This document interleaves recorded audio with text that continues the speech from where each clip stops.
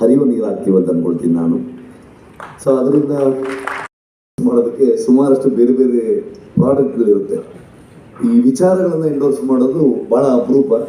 ಅದಕ್ಕೆ ನನ್ನನ್ನು ಕರೆದಿದ್ದಕ್ಕೆ ನಾನು ಆಭಾರಿಯಾಗಿದ್ದೀನಿ. ಸೊ ನಿಮ್ಮೊಂದಿಗೆ ನಾನಿದ್ದೀನಿ. ಯಾಕಂದರೆ ಸಿನಿಮಾ ಮಾಡ್ತಾ ಮಾಡ್ತಾ ನಾನು ಒಂದು